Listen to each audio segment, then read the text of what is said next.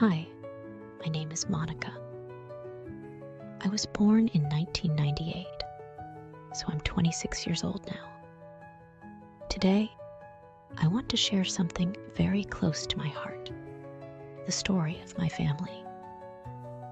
This story is not just about me. It's about the people who shaped my life, stood by me through every challenge, and taught me the true meaning of love.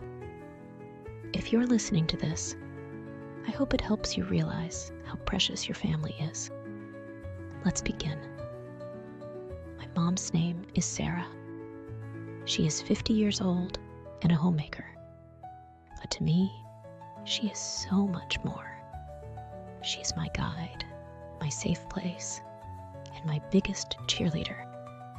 She has always been my source of strength, especially during the toughest moments of my life. I remember one time in school, I failed a math test. I was devastated. I locked myself in my room and cried for hours. When my mom came to check on me, she didn't scold me or show any disappointment. Instead, she sat beside me, wiped my tears, and said, "Monica, failure doesn't define you. It's just a stepping stone. You fall, you rise, and you try again." Her words gave me hope, and I worked harder than ever. The next time, I didn't just pass, I topped the class. My mom is the heart of our home.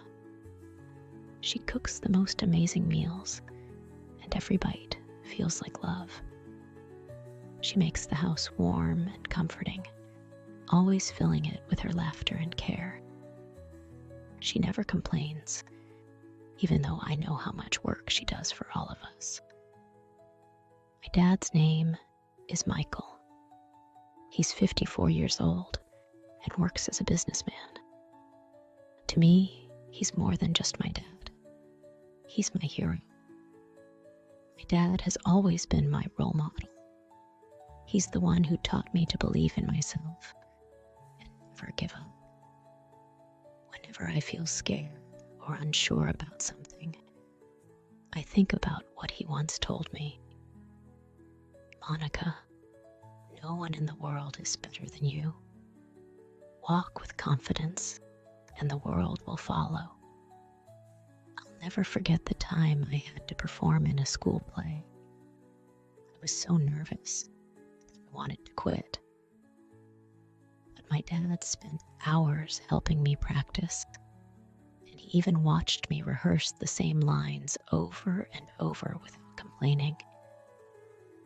On the day of the play, he sat in the front row, clapping louder than anyone else. That's my dad, always my biggest supporter, always pushing me to do my best. Now, let's talk about my brother Daniel. He's 24 years old and a bit of a troublemaker, but he's also my protector. If you have a brother, you know how they can drive you crazy one moment and make you feel safe the next. One day at school, some boys were making fun of me. When Daniel found out, he didn't hesitate for a second. He marched up to them and said, "If you even look at my sister again, you'll regret it." From that day, no one dared to say a word against me. Daniel may tease me all the time at home, but when it comes to protecting me, he's always there. At the same time, he's the funniest person I know. He has this amazing ability to make everyone laugh, even in the worst situations. Whenever I feel down, Daniel cracks a joke, and suddenly, everything feels a little brighter. My sister's name is Emily. She's 28 years old and 2 years older than me. Emily is like a second mother to me. She's always been the one I run to when I need advice or when I just want to talk. When I was a little girl, I was terrified of thunderstorms. Every time it rained, I would hide under my blanket shaking with fear. Emily would climb into my bed, hug me tight, and tell me stories until I fell asleep. Even now, when life feels overwhelming, one phone call to Emily can make everything better. She has this way of making you feel like everything will be okay, no matter what. Today, I live far away from my family because of my job. And let me tell you, it's not easy. I miss them every single day. I miss my mom's hugs, my dad's wisdom, Daniel's jokes, and Emily's comforting words. When I was at home, I didn't realize how lucky I was. I took everything for granted. The love, the care, the small, everyday moments that now feel so precious. Now that I'm far from them, I've learned one important thing. Family is everything.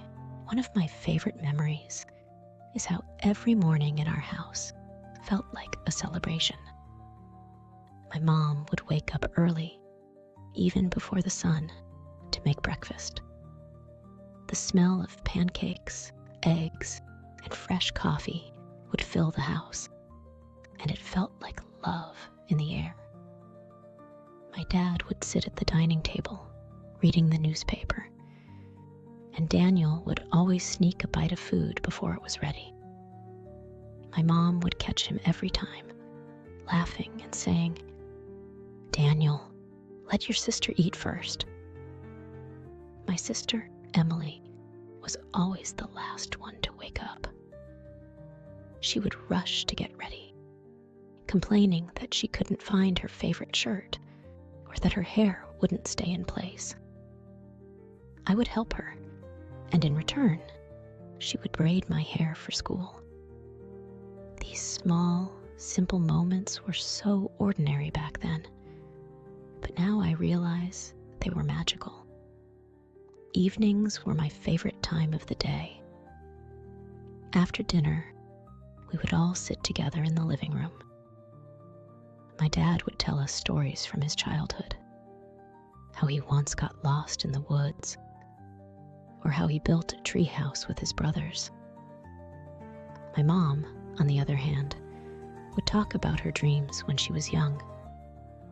She wanted to be a singer, but life had other plans. Still, she never gave up her love for music. She would hum her favorite songs while doing chores, and her voice was so soothing. Sometimes we'd play board games as a family. Monopoly was our favorite. Daniel was always the banker, but he would cheat so often that we had to watch him like hawks. One night, I remember my dad asking, "If you could wish for one thing in the world, what would it be?" Daniel said, "A sports car." Emily said, "A big house by the beach." And when it was my turn, I said, "I just want us to stay together forever." Everyone laughed, but I meant it. Family is all I ever wanted. My parents taught me some of the most important lessons in life. My mom always said, "Monica, no matter how successful you become, stay kind. Kindness is what makes you truly great." And my dad, he always reminded me, life will not always be easy, but you have a family who loves you. That's your greatest strength. These words have stayed with me, guiding me through every challenge. My mom and I shared a special bond. Every Saturday, we would have kitchen time. She would teach me how to cook, and it was always such a mess. Flour everywhere, bowls falling off the counter, but we laughed through it all. She would say, "One day, when you cook for your own family, you'll remember these lessons." And she was right. Now, every time I cook, I feel like she's right there with me, guiding me. One day, when I was about 14, had a big fight with my best friend. I came home crying, and my dad found me sitting on the porch. He sat down next to me and said, "Monica, not everyone will stay in your life. Friends may come and go, but your family is forever." At the time, I didn't fully understand what he meant. But now, years later, I realize how true those words are. Whenever I was sick, Emily would bring me soup and read me stories to cheer me up. She always knew how to make me smile, even when I didn't feel like it. One winter, I caught a terrible cold, and Emily stayed up all night taking care of me. She even missed her favorite concert just to be by my side. That's the kind of love only a sister can give. Daniel, of course, was the prankster of the family. He once put salt in my tea instead of sugar, and I spat it out all over the table. He laughed so hard that he fell off his chair. But Daniel also had a softer side. When I was sad, he would sit with me and tell me funny stories until I laughed again. He might have been annoying at times, but he always knew how to cheer me up. Now there are days when I come home after work and the house feels so empty. No mom to ask how my day was, no dad to share his wisdom, no Daniel to make me laugh, and no Emily to help me. I've realized that the true meaning of happiness isn't in big achievements or fancy things. It's in the people you love. It's in the small moments that make life beautiful. Now, I want to share something that makes my family truly special. The sacrifices they made for me and my siblings. These sacrifices are the reason I am who I am today. When I was younger, I didn't understand what my parents did for us. But now, as I look back, I can see how much they gave up to make sure we had a good life. Let me tell you about my dad.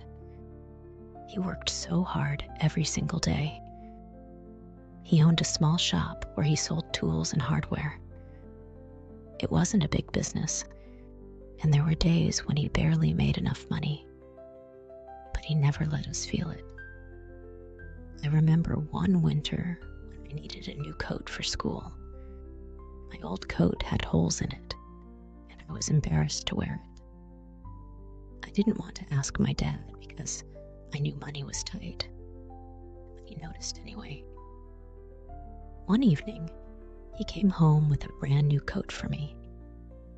He handed it to me with a smile and said, "Monica, a princess should never feel cold."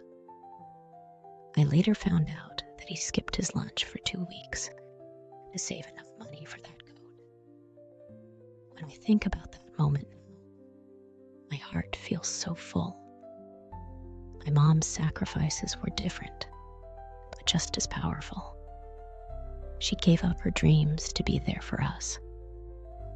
As I told you before, she wanted to be a singer, but she chose to be a full-time mom instead. One day, I asked her, "Mom, do you ever wish you had followed your dreams?" She smiled and said, "I did follow my dream.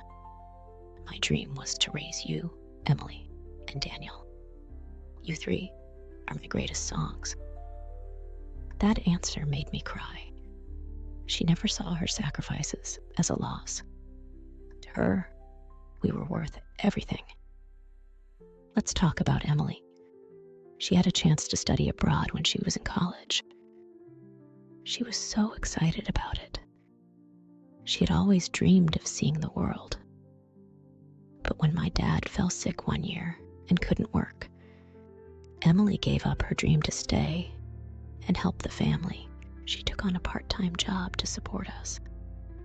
She never complained, even though I knew it hurt her to let go of that opportunity. She once told me, "Monica, dreams can wait. Family comes first.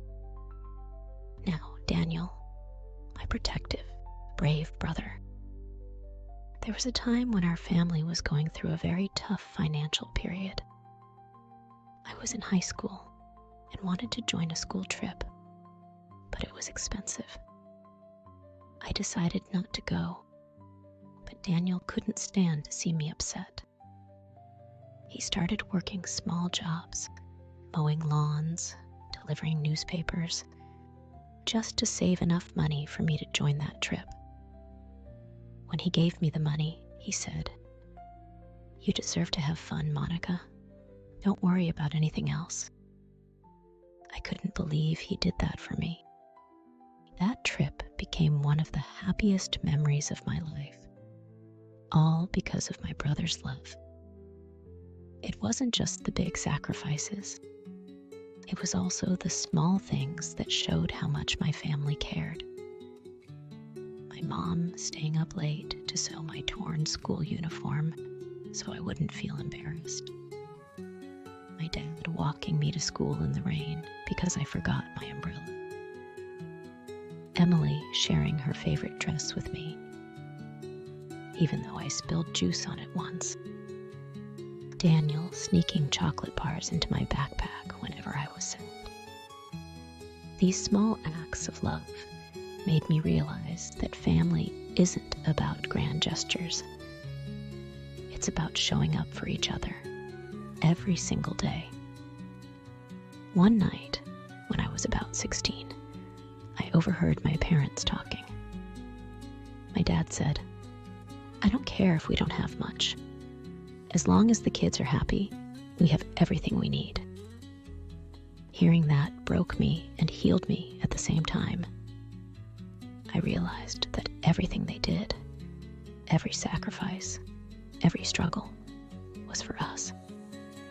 It taught me that family is about putting others before yourself. It's about love that asks for nothing in return. Living far from my family now, I understand the weight of their sacrifices even more. Every success I achieve feels like it belongs to them too, because they built the foundation for it. I call my mom almost every day. She always says, "Monica, don't forget to eat." And my dad? He always ends our calls with, "Be strong, my girl. You're making us proud." Emily still sends me long messages, checking in to see if I'm okay. And Daniel? He sends me silly memes that make me laugh no matter how hard my day has been. I want to tell you about something I learned only after I grew up. Family is the strongest bond we have. When life becomes hard, they are the ones who hold us together.